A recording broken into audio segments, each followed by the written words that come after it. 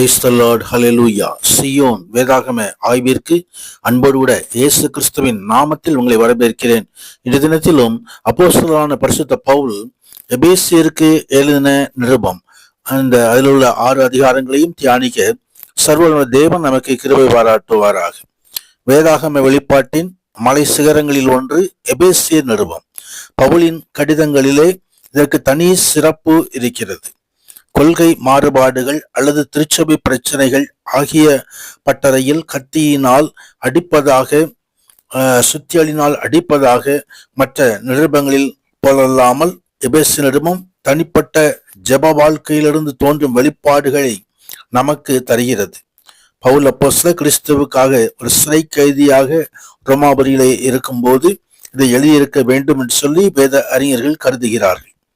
எபேசு நிருபத்தை பவுல் எபேசு திருச்சபைக்காக மாத்திரமல்ல, நாம் எல்லோரும் வாசித்து பயன்படுத்த வேண்டும் என்ற பரந்த எண்ணத்திலே அவர் எழுதியிருக்கிறார். கர்த்தருடைய மகிமை உண்டாவதாக. இதிலே அநேக சிறப்பு அம்சங்கள் உண்டு. முதலாவது அதிகாரத்திலே கிறிஸ்துவுக்குள் ஆவிக்குரிய ஆசீர்வாதங்கள் நமக்கு உண்டாயிருக்கிறது என்பதை அப்போஸ்தலர் சுட்டி காட்டுகிறார். நம்முடைய கர்த்தராகிய இயேசு கிறிஸ்துவின் பிதாவாகிய தேவனுக்கு ஸ்தோத்திரம். அவர் கிறிஸ்துவுக்குள்ளே உன்னதங்களிலே ஆவிக்குரிய சகல ஆசீர்வாதங்களினாலும் நம்மை ஆசீர்வதித்திருக்கிறார் என்பதை இங்கே அப்போஸ்தலர் சுட்டி காட்டுவதை குறித்து பார்க்கிறோம். கர்த்தருடைய பரிசுத்த நாமத்திற்கு மகிமை உண்டாவதாக. தெரிந்து கொள்ளப்பட்டவர்களாகிய நமக்கு ஆண்டவராகிய தேவன் வைத்திருக்கிறதான ஆசீர்வாதமான காரியங்கள். அதோடு மாத்திரமல்லாமல் இந்த சபைக்காக அப்போஸ்தலர் நன்றி செலுத்தி இந்த சபைக்காக ஜெபத்தை ஏறெடுக்கிறதையும் இந்த அதிகாரத்திலே நாம் பார்க்க முடியும். கர்த்தருடைய பரிசுத்த நாமத்திற்கு மகிமை உண்டாவதாக. எல்லாவற்றையும் எல்லாவற்றாலும் நிரப்புகிறவருடைய நிறைவாகிய சரீரமாகிய சபைக்கு அவரை இயேசுவை எல்லாவற்றிற்கும் மேலாக தலையாக ஏற்படுத்தியிருக்கிறார் என்பதை சுட்டி காட்டுகிறதை குறித்து பார்க்கிறோம். சபைக்கு தலைவராக இயேசுவே இருக்கிறார். கர்த்தருடைய மகிமை உண்டாவதாக.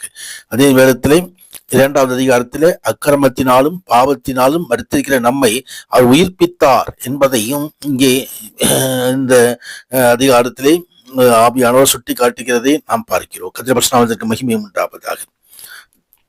நாம் எல்லோரும் முற்காலத்திலே மாம்ச இச்சையின்படி நடந்து நமது மாம்சமும் மனசும் விரும்பினவைகளை செய்து சுபாவத்தினாலே மற்றவர்களைப் போல கோபாக்கினின் பிள்ளைகளாயிருந்தோம். தேவனோ இரக்கத்தின் ஐஸ்வர்யங்களாயிருந்து நம்மில் அன்பு கூர்ந்தார்.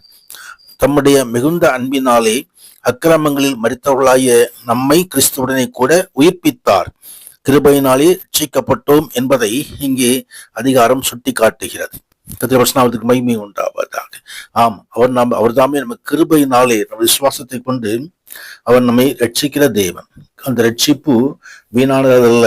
அந்த ரட்சிப்பை நாம் ஒவ்வொருவரும் பெற்றுக்கொள்ள வேண்டும்.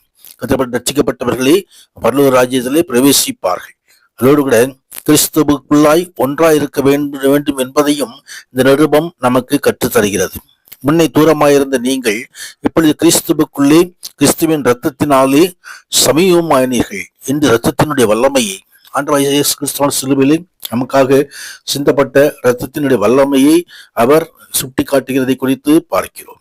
கர்த்தருடைய மகிமை உண்டாவதாக.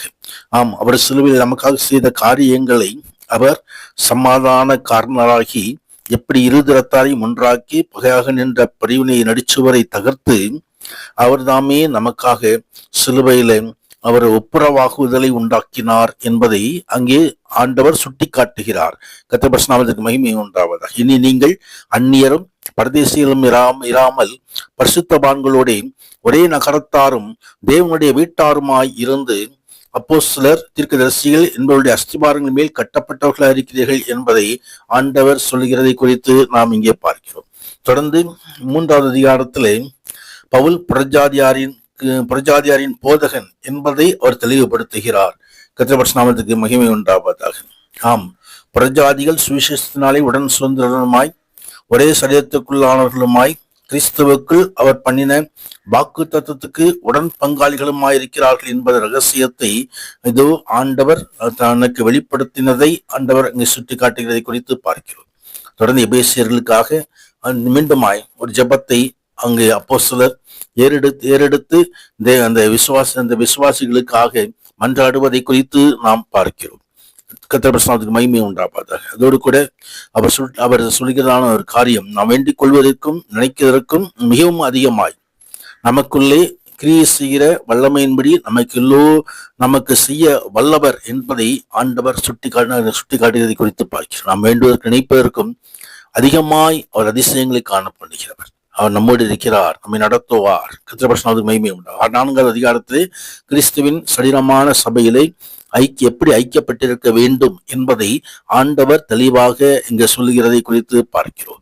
கர்த்தர் பிரசன்னத்துக்கு மகிமை உண்டாவது. சமாதான கட்டினால் ஆவியின் ஒருமையை காத்துக் கொள்வதற்கு ஜாக்கிரதையாயிருங்கள் என்பதை அங்கு ஆண்டவர் சொல்கிறதை குறித்து பார்க்கிறோம். ஏனென்று சொன்னால், ஒரே கர்த்தரும் ஒரே விசுவாசமும் ஒரே ஞானமும் எல்லோருக்கும் ஒரே தேவனும் பிதாவும் உண்டு.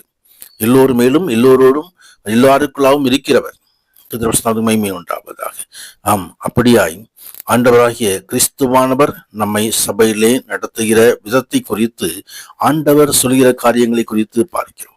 உன்னதரான கர்த்தர் பரிசுத்தநாமத்துக்கு மகிமை உண்டாவது. தொடர்ந்து ஒளியின் பிள்ளைகளாய் நடந்து கொள்ளுங்கள் என்பதை அங்கே சொல்லுகிறார். கர்த்தர் பரிசுத்தநாமத்துக்கு மகிமை. இந்த உலகம் முழுவதும் இருளுக்குள் கடந்து செல்கிறது. ஆனால் கர்த்தர் நம்மேல் உதிக்கிற தேவன். அவர் நம்மை பிரகாசிக்க பண்ணுகிற தேவன். கர்த்தர் பரிசுத்தநாமத்துக்கு மகிமை உண்டாவதாக. ஆம், உங்கள் நடத்தைகளிலே புதிதான ஆவியுள்ளவர்களாகி மெய்யான நீதியிலும் பரிசுத்தத்திலும் தேவனுடைய சாயலாக சிருஷ்டிக்கப்பட்ட புதிய மனுஷனை தரித்துக் கொள்ளுங்கள் என்று ஒரு புதிய வாழ்க்கைக்கு ஆண்டவருடைய பிள்ளைகள் ஒப்புக் கொடுக்க வேண்டும் என்பதை அங்கே அப்போஸ்தலர் சுட்டி காட்டுகிறதை குறித்து பார்க்கிறோம். தொடர்ந்து 5வது அதிகாரத்திலும் கிறிஸ்துவானவர் நமக்காக தம்மை தேவனுக்கு சுகந்த வாசனையான காணிக்கையாக பலியாக ஒப்பு கொடுத்து நம்மில் அன்பு கூர்ந்தது போல நீங்களும் அன்பிலே நடந்து கொள்ளுங்கள் என்பதை, அன்புதான் முக்கியம் என்பதை, ஆவியின் கனி நம்மிலே வெளிப்பட வேண்டும் என்பதை இந்த அதிகாரத்திலே சொல்லுகிறார்.